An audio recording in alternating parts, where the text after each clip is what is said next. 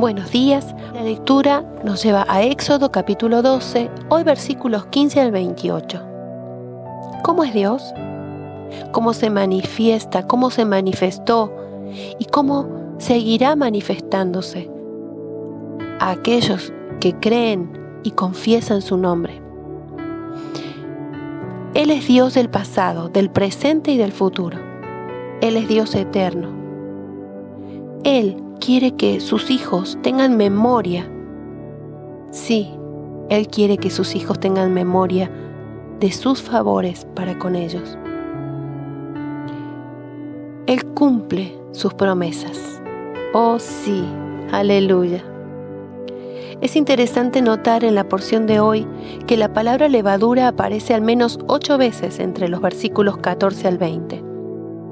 Creo que Dios quería dejar algo muy claro con respecto a ella. La Pascua era una celebración de comunión. Sí, las familias enteras pasarían una semana solo charlando y fraternizando, hablando de Dios, de sus proezas, de sus obras poderosas. La levadura, como símbolo del pecado, que distorsiona todo y solo infla las cosas, no debía tener lugar en aquella semana en ningún hogar. Y quien rompiere esta regla, instituida por Dios mismo, sería sacado de la comunión. Sí, esa comunión preciosa que se estaba teniendo en aquella familia, en aquel pueblo. Significativamente, Dios los llamó a que vivieran sin levadura. Sí, sin esa levadura que lo distorsiona todo.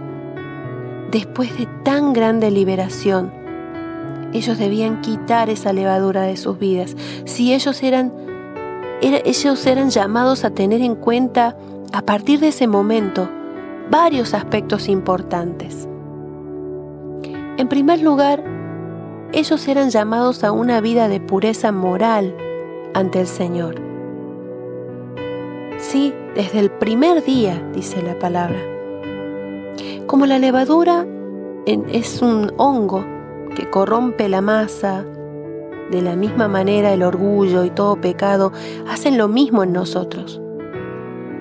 ¿Cuál es esa levadura que estoy permitiendo en mi vida? Ese hongo que está haciendo que las cosas no sean como a Dios le agrada. ¿Cómo anda mi vida moral ante Dios? Y no hablo de la moral de este mundo, sino de lo que la palabra de Dios me pide que yo haga, que obedezca. Mis pensamientos, mis conversaciones. Cuidado. Quizá deba reevaluar mi vida, quitando aquello que sé que no es del agrado de Dios. Quizá, como el pueblo de Dios, yo deba también remover toda levadura y empezar de nuevo. Amén. En segundo lugar, otro de los aspectos importantes de la lectura de hoy es que el pueblo debía vivir en Cristo, en Dios, con determinación. Sí, las convocatorias solemnes que se nombran aquí, es decir, las asambleas, tenían 2 aspectos. Recordar, es decir, 2 propósitos, recordar y celebrar. Vivir en Cristo con determinación, cada día, recordando y celebrando. Dios conoce al hombre. Él nos creó y sabe lo frágil que es nuestra mente y que las cosas se nos olvidan fácilmente. Asistir a la iglesia tiene el fin de recordar junto a todos los otros redimidos que Dios hizo posible esta nueva vida y solo Él. Pero además, esto mantendrá viva la Pascua, es decir, el favor de Dios en nuestro corazón, lo que traerá gozo y deseo de celebrar y adorar a nuestro Salvador. Es por eso que ir a la iglesia, aún en estos tiempos, en que algunos lo tienen que hacer de manera virtual, tiene algo especial y podemos experimentar luego de esta convocatoria santa, de cada convocatoria santa, ese gozo particular.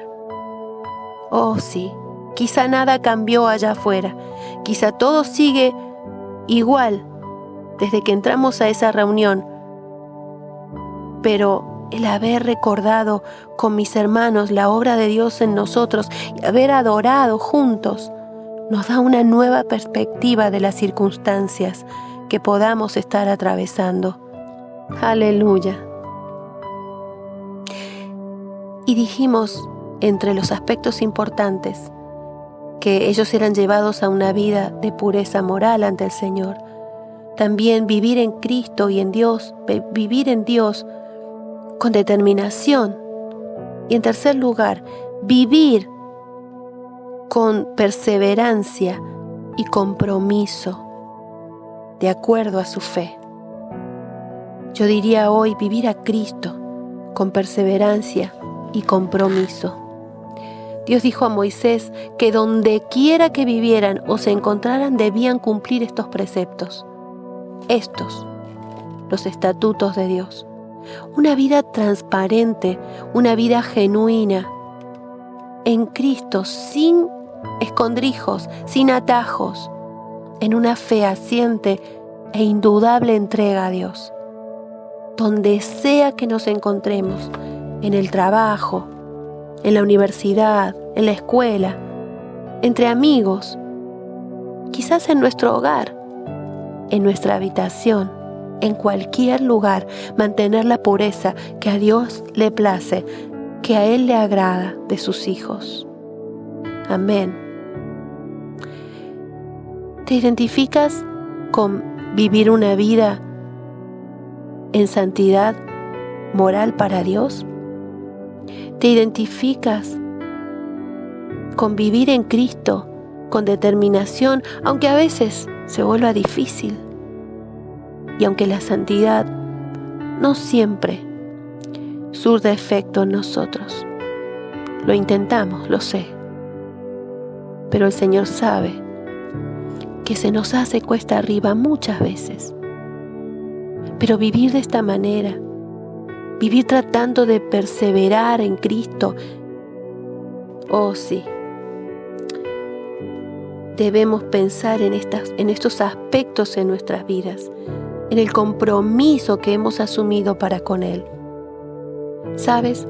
Aquel pueblo tenía las mismas luchas que tú y yo para vivir de la manera que Dios exige, pero aún así, y con todas sus fallas, aquel día lo terminaron obedeciendo y adorando. Decidieron postrarse ante Dios. Obedecieron y adoraron. Que tú y yo podamos hacerlo también. Oh Señor, oramos para que el Señor nos dé la fortaleza y las arras de su Espíritu Santo para vivir como a Él le agrada. Dios te bendiga.